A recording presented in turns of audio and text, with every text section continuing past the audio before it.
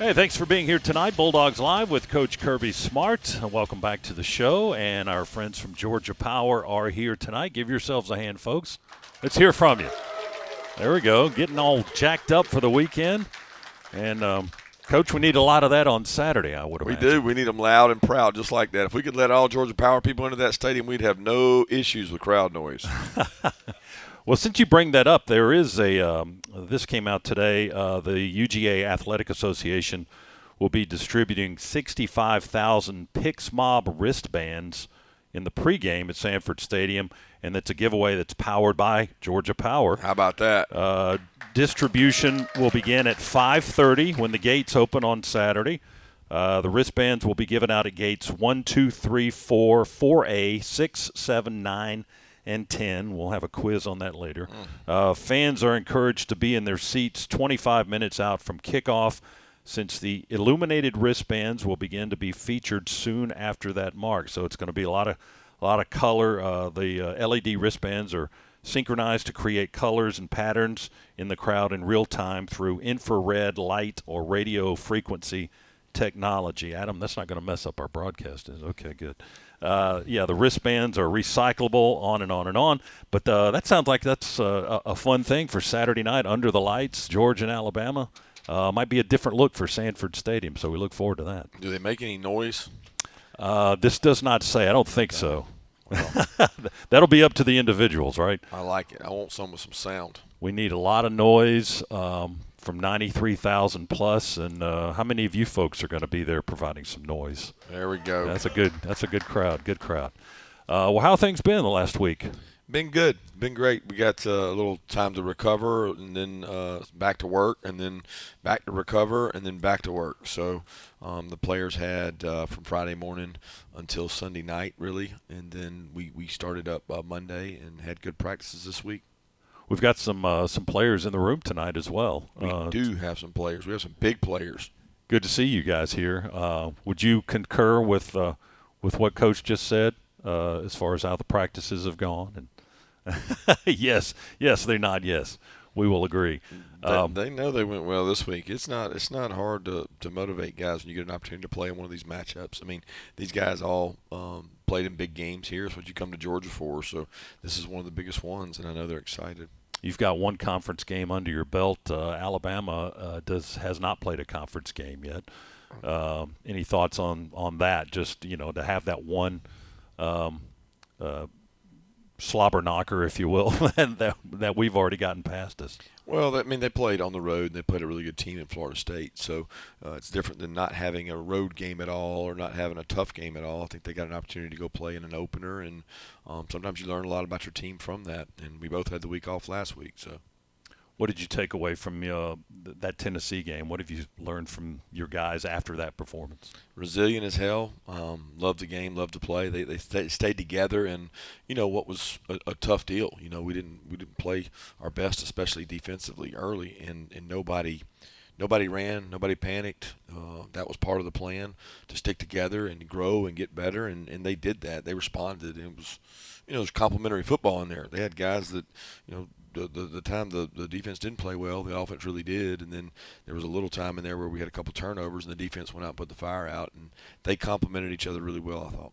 What is it like from a coaching perspective, to coach in that situation? You mentioned they got behind early. Okay, it's early enough in the game. There's still plenty of time. The game's far from over, but coaching in that situation compared to the other side, if you're up big early on in that ball game, just calm in the chaos. No panic. We try to make things really hard and complicated around here during practice so that in the game there's nothing that you haven't seen or felt before. And, there's multiple times the defense is coming off. I've been in games like that. I've been in games where team scores first 3 possessions and the first quarter's not over and it's 21, sometimes 21-0. In our case, it was 21-7 and we had the ball driving and did some good things with it. But when it's 21-0, it's, it can be overwhelming on the road, but there was no panic. And Georgia now 3-0, and will play 2-1 Alabama Saturday night. It's I think the official kick time is 7:44. If you folks want to make a note of that, they tell you 7:30 for television purposes, but the game will start about 15 minutes after that or so. And we hope you can join us. Our broadcast will begin in the afternoon at 3:30 for our pregame coverage here on the Bulldogs Sports Network. So tune in to the Bulldogs Sports Network on your Saturday afternoon. Georgia and Alabama are on the way, and we've got questions for Coach Smart tonight from social media. Hashtag AskCoachSmart is how you get your questions to us. And we'll take some questions from our audience, too. Our friends from Georgia Power are here in the room tonight. Bulldogs Live is presented each week by Wells Fargo, an official sponsor of the Georgia Bulldogs. We'll step aside for these words. Back for more with the coach right after this on the Bulldogs Sports Network. Thanks for being with us tonight. Bulldogs Live with Coach Kirby Smart, taking your questions here in just a moment. And if you are looking to elevate your game day experience, visit UGAexperiences.com to purchase experiences like being the tee retriever for a game or getting your photo taken with UGA on the field. Experiences available now for home games throughout the season. That's UGAexperiences.com. Bulldogs Live presented by Wells Fargo. Wells Fargo is an official sponsor of the Georgia Bulldogs. And if I'm reading your tag right, it looks like Henry has our first question tonight from our friends from Georgia Power here. Henry, welcome to the show, and go ahead with your question for Coach. Coach Smart, if you were not a head football coach, what would your dream job be? A pro golfer. Problem is, Henry, I'm not good enough. So I don't know. I think pro golfers, the only way they earn their money is they have to win. So I never win. So I would be in like a short career. It wouldn't last long. I might go apply at Georgia Power because you guys are always working. I know that. Thank you for the question. Appreciate it, Henry. Are you going to pay any attention to the Ryder Cup this weekend? Well, I'd love to, but I'm going to have my hands full. So, I mean, it goes through Sunday. I get a chance to. You peek at it Sunday morning, maybe. Yeah, we got another problem Sunday. We got another game, so we'll be in the office working. But there's a lot of people we know tied up in that event, and Kiz is helping coach it. He's one of the assistants, and I'm really excited to see it. You know, it's such a great track they're going to be playing on up there, and I'm excited about it. Have you ever been up there and played that course? Never played that one, Bethpage, hadn't, but I've seen a lot of it on TV. There'll be some wild fans in the crowd and heckling, I'm sure. Yeah, should be a lot of fun. It'll be a lot of fun in Athens this weekend as well, Georgia and Alabama. And let's grab a question from hashtag AskCoachSmart. Let's see, we'll start at the top. Chase in Marietta, Georgia, wants to know what's the hardest thing to stop about Ty Simpson. Well, probably his athleticism. You know, he's able to add and make plays last longer, off-schedule plays. They do a good job of when he takes off scrambling and he throws the ball well, sees things downfield. He had some 60 and 70-yard runs last year. I mean, when you see him run, it reminds you sometimes of Gunner running, and he's a good athlete that keeps his eyes downfield. Last two games, he's been extremely accurate. What are some of the things that have kind of benefited that and aided that accuracy? Well, they've protected well. You know, they've given him time in the pocket. He's been very accurate. They've had a great plan in terms of getting the ball out of his hand quickly, and I think the execution's been there. So, I mean, when you're accurate and you get the ball out quick, you're going to probably have good numbers. Adam in Bogart, Georgia says, coming off an idle week, is the emphasis on rest or keeping practices physical? Well, we like to do both, but that's hard to do. So when we practice, we want to be physical. We had a really, really tough ball game against Tennessee, so we didn't give the older players many reps on Monday. Then we got after it Tuesday, and then we cut back a little bit Wednesday, and then we got after it Thursday, and then they had Friday, Saturday, Sunday.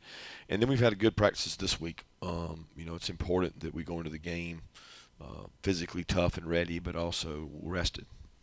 I know anybody can take a look at the injury report during the week from Wednesday on and see what each team looks like on that. But do you feel pretty good about your health? You don't have a lot of guys on the injury report? Yeah, we've been fortunate so far this year. I mean, you go through your times. We had some last year, and it's one of those things that you don't really control. You control how you practice, and you try to be smart about the way you practice. But we lift all off season. We train. We lift a lot in season to avoid injuries. Our strength staff and our GPS staff, they believe in guys hitting certain speeds, a certain number of days to avoid soft tissue injuries. So we hit 85% at least once a week, and our guys know that that's part of the injury prevention plan. Wells has our next question, hashtag AskCoachSmart on social. Wells from Athens, Georgia, wants to know, is Gunner showing good chemistry with his skill players? I don't know. We can ask his lineman here if he's showing good chemistry with them. I don't know if he's taking care. He's got three of the four guests tonight are linemen. So is Gunner taking care of you guys? I don't know. They probably take care of Gunner more than Gunner takes care of them. But in this NIL era, he's nodding his head. Yeah, you never know who's taking care of who, but. He has a good rapport with those skill guys. They spend a lot of time together. We do special teams, and they go throw, and he spends time, I know, with the O-lineman. He lives with some of those guys, and he does a good job of keeping that relationship important. You hear about the quarterback working with the receivers all the time throughout the summer, and that was going to be my question. You mentioned that he does hang out with the linemen, but how much time does the quarterback and the offensive line, how much time do they spend together to form that bond? Well, I think it depends on if the O-linemen like the quarterback or not. So, I mean, it's kind of important that they like him and they spend time with him and they get to be around him. And I think Gunner does a good job of that. He endears himself to those guys. When they see how hard he plays and how tough he is when he runs the ball, I think they want to play hard for him. Next question, Brent in Commerce, Georgia. What kind of an environment do you expect in Sanford Stadium on Saturday night? Raucous. I mean, we want it to be loud, right? We want it to be intimidating. We want it to be hard to execute on offense for them. We don't want them to be able to communicate. We want them to have false starts. We want them to struggle to execute, and then we want to flip that around and be able to execute well offensively. We want to take advantage of the fact we're at home. You've been in that environment on the other side, and didn't have any false start penalties in Knoxville. How did you guys manage that? Well, the quarterback, the center, Drew, and the skill players that have to motion and execute, the tackles and O-linemen who got to be out there and trust that they're going to hear Gunner's clap. I mean, there's a lot of things that go into that. The execution of the plan. I thought Mike and the offensive staff had a great plan. I thought our players bought into that plan, and then they went and executed that plan. And the plan, Georgia will try to execute that plan on Saturday night. 7:44 is the official kick time for the Bulldogs and Alabama at Sanford Stadium this weekend. And, again, our broadcast starts at 3:30 here on the Bulldog Sports Network. So we invite you to tune in for your Bulldog football Saturday well into the evening. This is Bulldogs Live with Coach Kirby Smart, presented each week by Wells Fargo, an official sponsor of the Georgia Bulldogs. We'll take a timeout, come back for more questions for the coach right after this on the Bulldog Sports Network. Thanks for being with us tonight. Glad to have you tuning in wherever you may be. Bulldogs Live with Coach Kirby Smart. And dog fans, be sure to check out the G Shop at georgiadogs.com for exclusive releases of Nike Game Day official apparel, just like the coaches wear. Visit georgiadogs.com and the G Shop today. All right, let's grab another question. Our friends from Georgia Power are here tonight, and they are an excellent audience this evening.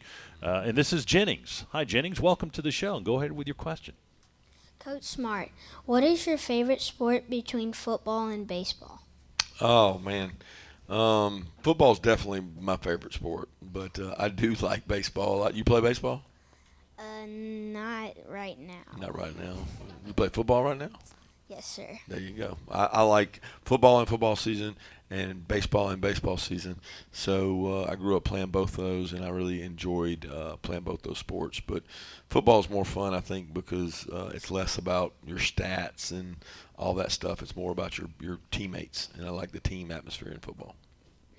Thank you for your question. Jennings, thank you for being here tonight. Good question. Let's grab one from hashtag AskCoachSmart. Let's see, Chad in Athens wants to know if you did anything in the open week to relax and reset. I enjoyed time with my family and watched games. Didn't do much. I mean, relax at the house. I didn't go anywhere that I can remember. I mean, I went out recruiting Friday night. Yeah, so I got to go to some games Friday night, do the helicopter deal, and then Saturday was spent really enjoying the day and watching games, which is what I enjoy doing. Can recruiting be relaxing? That's a fun activity. It seems like Friday night high school football. It's hard to beat that. Yeah, I enjoy that. I enjoy getting out because it's what I grew up doing. You know, it reminds you of the communities and how many people in the state care and like they love football. And there's a great turnout at all these games. So if we get to push the game of football and go promote it by being at these schools, I think that's important. Larry in Madison, Georgia, wants to know what are your thoughts on the SEC future schedule release? Well, it's going to be a tough road to hoe for everybody. I mean, 9 games, 4 and 5. You know, you're going to get 4 home, 5 away, or 5 home, 4 away. I mean, I think when you do the math on that, somebody told me, like, I want to say that there's like 6 programs in the last 4 years that have a winning SEC record over 500. And then that leaves 9 or 10 that are below 500, and you're going to add another game to that. I mean, it's going to be calls for, you know, it's just going to be a lot of parity. There's not a lot of separation between these programs. Your years of the years that you had an undefeated SEC champion, I just think they're going to be few and far between because it's a combination of more games, combination of spread out talent. It's just going to be different. It's going to be closer to, you know, the NFL model in terms of wins and losses. This program made it through 8 games undefeated 3 straight years. I mean, that's pretty impressive. Yeah, that is impressive. It was a great run, and it's tough to do. I mean, everybody thinks that's the gold standard, and you should be able to do that. But just in with where things are now, I mean, we did that. We had so much depth and so many more. People were not as transient. People didn't go from school to school as quickly. So it was just different. But I'm proud of where we are, and I'm proud of what we've accomplished and what this team's going to do this year. But the future is different, and we don't really know what all that holds. As a Georgia alum, are you okay with the 3 permanent opponents that they have issued off the bat? Auburn, Florida, and South Carolina. Would it matter if I wasn't? I mean, I don't. Number one, I don't control it. Number two, I don't opinion on it because I don't think that it should matter. We're going to play every team in the SEC every 2 years. That's hard to do. Like, think about it. We're going to play every team in the SEC in every 2-year window. That's, you know, technically that's what they say the players want to do. The players want an opportunity to play in all the venues and play all the teams. I mean, there's 16 teams. We'll play 15 of the different teams in a 2-year span. Larry, thanks for your question. We appreciate it. Mandy in Decatur, Georgia, wants to know if you talked to Coach Nick Saban for advice, if you still talk to him. I don't talk to him much. Most of the time I talk to him now, it's in announcer format. You know, he works with ESPN. He does the game day. He'll call for insight into the game, how we plan on doing this, how we plan on doing that. He covered some of the Tennessee game there at the as the game day was there and all that stuff. But I haven't talked to him much about anything outside of that. How close do you keep your cards to the vest? Will you share that information with him, or do you just you got to wait until everybody else to find out? No, I don't mind sharing with him. We go a long way back and work together so many years. I enjoy because I have respect for what he knows about the game, and I enjoy talking to him about the game. Mandy, thanks for that question. You can send yours in anytime on the social platforms at #AskCoachSmart, and we could use your question here on Thursday nights. We appreciate them coming in. We've got our friends from Georgia Power, our audience here. We'll get to some more questions from them as well as we step aside for just a moment. We'll take a timeout, and we'll come back for more of Bulldogs Live with Coach Kirby Smart right after this on the Bulldogs Sports Network. Taking your questions from 4 Coach Kirby Smart on social media, #AskCoachSmart. We're also taking some questions from our audience. Our friends from Georgia Power are here tonight, and we've got a question from Lee. Hi, Lee. Welcome to the show. Go ahead with your question. Coach Smart, Yes, what are ma'am. the core principles that guide your coaching philosophy here at Georgia? Hit hard. I'm just kidding. Like, coaching philosophy for me can go on for hours and hours and hours, but you know, we want to be the most physical team on the field. We want to be very disciplined, or words we use, and then composure are words we try to keep the core pillars of what we believe wins on the game. That might not be my coaching philosophy, but I do believe that if you have disciplined players and you have good players, that you're going to have an opportunity to be successful. And you have to make them believe that those things matter. And there's teams across the country, I don't know that maybe they give it lip service, but I think our players really believe in what we promote and what we teach all off season. So when things get hard in the season and you're on the road at Tennessee and things aren't going your way, they got something to lean back on, and those core pillars really help us. So thank you. Lee, thank you for being here tonight. We appreciate it. Riles in Alpharetta, Georgia, sent in this question. How big is it to play the Crimson Tide at home for a change? It's awesome. It's great to get an atmosphere at our place I just always feel bad because the home environment we have is so good, and because of the Georgia-Florida game being in Jacksonville, neutral site, we don't get that every other year atmosphere. So the home schedule that we were able to come up with all at once, that flipped from last year to this year, is incredible. So I really appreciate the impact it can have on Athens, the state of Georgia, just having those kind of games. It's what our fans look forward to. Yeah, in this series, I mean, it's last 10 years, 6, 7, 8 games, something like that between the two teams, and this is the first one in Athens since 2015. So I'm sure Georgia fans are looking forward to this. This Saturday night. That's our look ahead, brought to you by the Governor's Office of Highway Safety. The penalty for getting a DUI can cost up to $10,000. That's why the Governor's Office of Highway Safety says drive sober so you won't get pulled over. David in Ringgold, Georgia, are you able to track and keep up with the Bulldogs in the NFL? Yeah, I get a lot of text messages, especially when our guys do something good. My phone started blowing up Sunday. I was up here actually in this room and started getting text messages about Jordan's blocked field goal. But we have in-house media people who put out what our players are doing. There was something out on Tate, and he had an unbelievable game. Linemen very rarely get credit, but he got to play on Monday Night Football on a large stage, and he got talked about a lot because of how well he played. So I love following those guys. We show video of them to our players in all the special teams meeting. Every player that makes a play on special teams, we watch it in the special teams meeting. So it's pretty cool. David, thanks for your question. Let's see, Doug in Canton, Georgia, sent this one in. Do you feel like Alabama has the most players that we recruited more than any other team? Yeah, it would probably be them, maybe Florida. We go head-to-head with Florida, Auburn, and Alabama a lot. The new staff of theirs has a lot of connections to the West Coast, so it seems like we have not hit heads with them as much as we used to. They still have a couple guys that recruit the state of Georgia hard. We still recruit the same national guys as them, but we probably go head-to-head a little more with maybe Florida and Tennessee sometimes.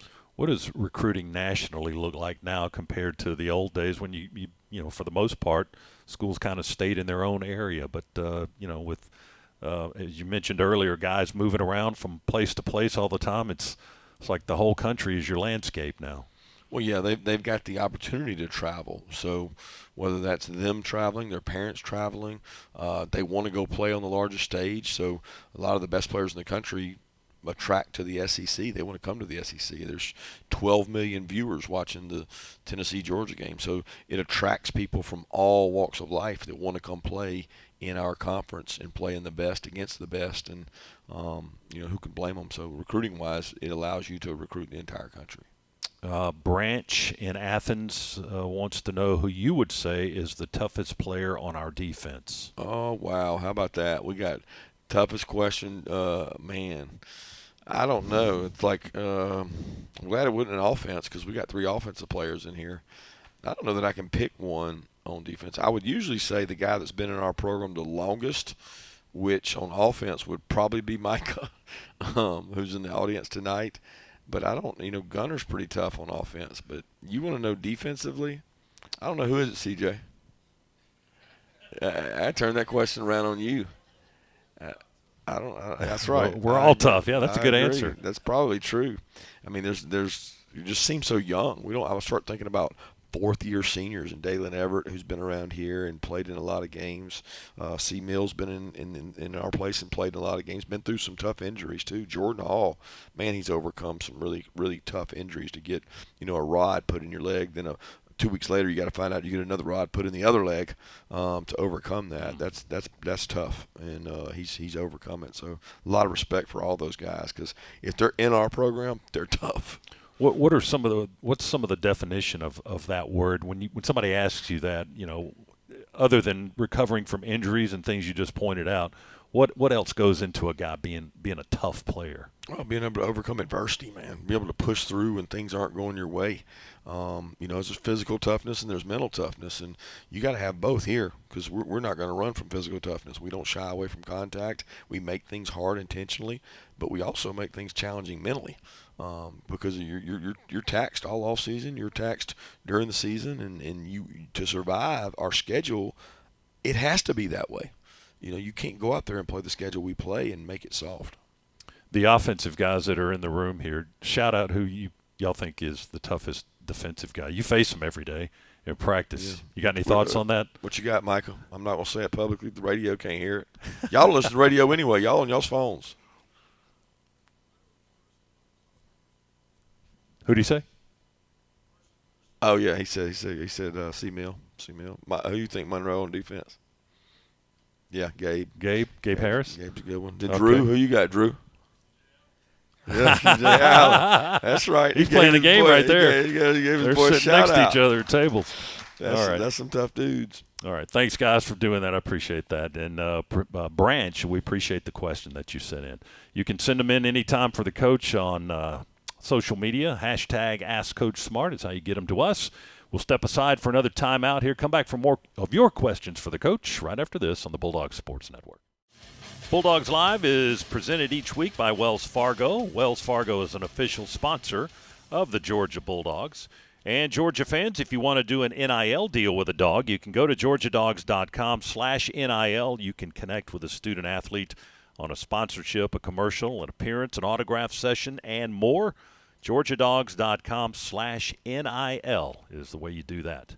Let's take another question from our friends from Georgia Power as our guest audience tonight. This is Hunter. Hey, Hunter. Welcome to the show. Go ahead with your question. Coach Smart, what do you do to make sure your players stay hungry and don't assume success just comes with wearing the Georgia jersey? Well, we push them hard. That's the first thing we do. We challenge them. I think they know that, but it's our job to reiterate it, right? They know that if they don't stay hungry, that the complacency will set in, and you won't be great. And you watch people that are successful, like the guys that have left our program and gone on to the NFL. They saw those guys. They saw how Dan Jackson worked. They saw how Dom Lovett worked. They saw how Brock Bowers worked. These guys all got to see that. So that helps them. But we try to remind them. We just try to remind them that you're not going to get what you want if you're not willing to work for it. And most of our guys get that, and they do. Hunter, thanks for your question. Appreciate it. Thank you for being here tonight. Let's grab one from hashtag AskCoachSmart. Stephen in Perry, Georgia. Other than fire, passion, and energy, are there any other team mantras this year? Yeah, we'll win the day, attack the day. We try to be where our feet are. We talk about it all the time. WIN, win the now. What's important now? But it just depends on what situation we're in. I heard Monroe saying it in the Tennessee game. Just keep chopping, chop the wood, man. It's just like you can't let the emotion of the moment get the best of you. If you just keep playing hard, good things are going to happen, and our guys have seen that. Well, that certainly worked for that game. For the Tennessee game. You got a lot of choices. You know what I mean? Yeah. You can shut it down and quit, or you can go to work. And Georgia Power knows that better than anybody. They go to work when nobody else will. And you got a place that goes out and takes care of our state and does an incredible job. I have a lot of respect for the people that work in the midst of harm's way and keep things safe for us and allow us to have power. I mean, you think about what the people in this room do, and it's pretty incredible. It makes our jobs look easy. Indeed. Catherine in Valdosta, Georgia, do you feel like our guys are mentally prepared for the physical matchup they will face on Saturday? Absolutely, they are. We do it year-round. I mean, we do it for moments like this so that we can be at our best, and our guys can walk out there with complete confidence that they're physically and mentally ready and physically and mentally tough enough to sustain 60 minutes and go play these SEC-type games. What goes into the mental preparation? Is that up to each individual guy, or do they get a lot of assistance with that? How to mentally prepare? What goes into that? There's a lot that goes into football. I think there's a lot of things people don't think about, the things that can happen to a tackle, a guard, a linebacker, a motion, a check, an adjustment. I mean, it's a chess match going on in the middle of a fist fight. You know, like you can't go out there and just play chess. You got to go out there and think about your tactical move that's next, and what is he going to do, and what am I going to do to react to it, while at the same time maintaining extreme physical toughness. Is that what's going on in your headset, in your head at the same time? Mine is a chess match. I don't have the physical part, so mine is more what decision can we make to give ourselves a better chance. Christopher from Dothan, Alabama, crossing the border. Is there still anyone in the Bama program that you knew when you were there, or has it completely changed or flipped? No, there's several people that are still there, part of the organization from top to bottom. I mean, their training staff. Jeff Allen, Ryan Madaleno, who's with us, is one of our athletic trainers. He was there as an assistant while I was there, so I knew him there. But he studied and was under Jeff Allen, who's their head guy, and he's one of the best trainers in the country. They've got people throughout the organization that I still know and don't necessarily keep in touch with, but have respect for because you work there so long. And because of that, does this game have any different meaning, or is it just the next game on the schedule for you because of your past experience at Alabama? Not really for me. I mean, the former players that work on the staff that I coached when I was there, I really appreciate what they did when I was there. There's a lot of guys, every time we play there, I go talk to them because they were the guys that gave you blood, sweat, and tears. And we won 4 national championships in 9 years, and you appreciate that relationship you have with them, but it has no bearing on the game. Georgia and Alabama Saturday night, 7:44, the official kickoff time, and our coverage starts at 3:30 for pregame here on the Bulldogs Sports Network. We invite you to tune in on Saturday. And we've got one more segment with Coach Smart before we turn it over to the Bulldogs All-Stars and your calls and questions for another hour. So we'll step aside for these words, come back for that final segment with the coach right after this, Bulldogs Sports Network. Presented by Wells Fargo each week. Bulldogs Live with Coach Kirby Smart, Wells Fargo, an official sponsor of the Georgia Bulldogs. We've got a couple of minutes here before we say goodnight to the coach for this Thursday evening, but we're going to grab one more question from our friends from Georgia Power, and this is Liam. Hi, Liam. Welcome to the show. Go ahead with your question for Coach. Coach Smart, what do you enjoy most about home games at UGA?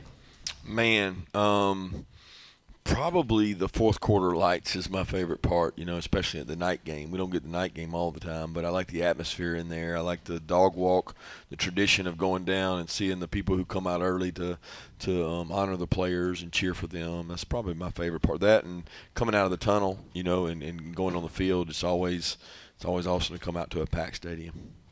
Liam, thanks for the question. And winning all those games, too. That's fun too.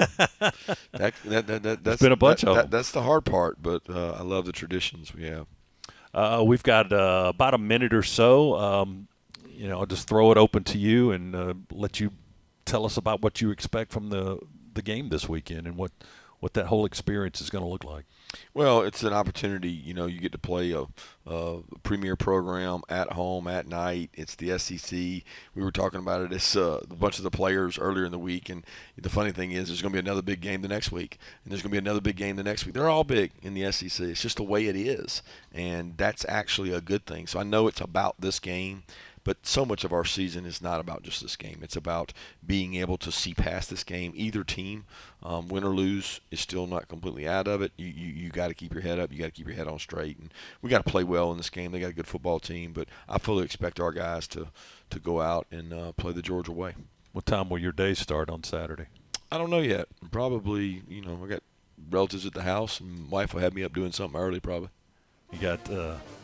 I want to say thanks to Georgia Power, too. They support our players with NIL, and if anybody out there, they should do that. People want to do that. We got great ambassadors for our program here at Georgia. So, all right, Coach. Thanks very much. And thank you to Georgia Power.